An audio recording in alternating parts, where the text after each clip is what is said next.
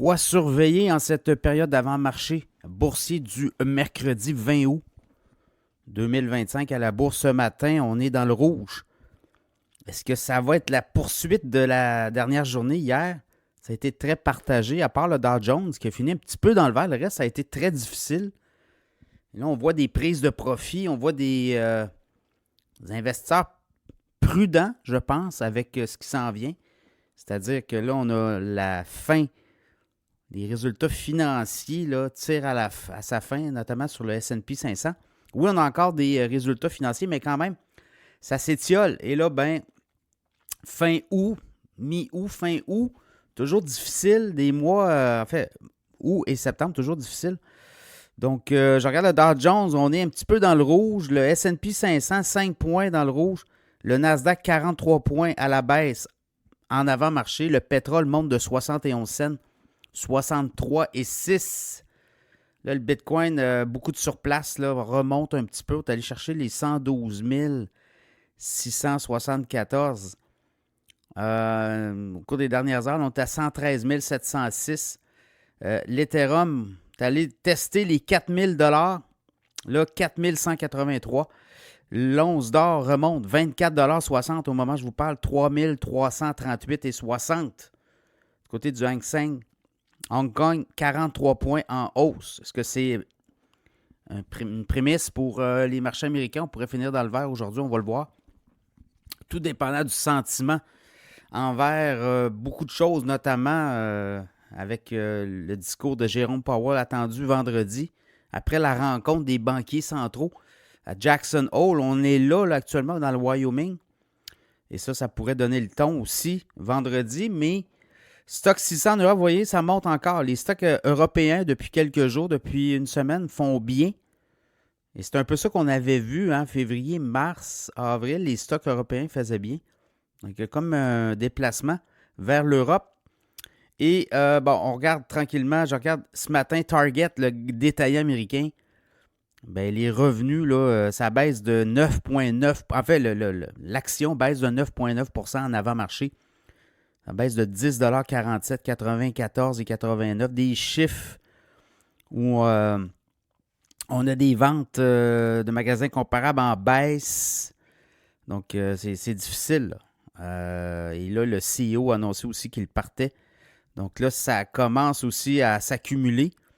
Le CEO actuel, Brian Cornell, va quitter en février. On va voir la suite des choses, mais c'est difficile pour Target aux États-Unis. Lowe's, ça va mieux pour Lowe's, la quincaillerie. Le titre en avant-marché monte de 6,64 $, 263 $. Dans le cas de Lowe's, on a battu les attentes des analystes, 4,33 $ par action. On s'attendait à 4,24 $. Et on dit qu'on ne touche pas au guidance là, sur les prévisions d'ici la fin de l'année. Un peu comme Home Depot hier. Il n'y a pas de panique à avoir du côté de la quincaillerie. Alors voilà, c'est ça qu'on voit. D'autres données, là, je regarde Hertz.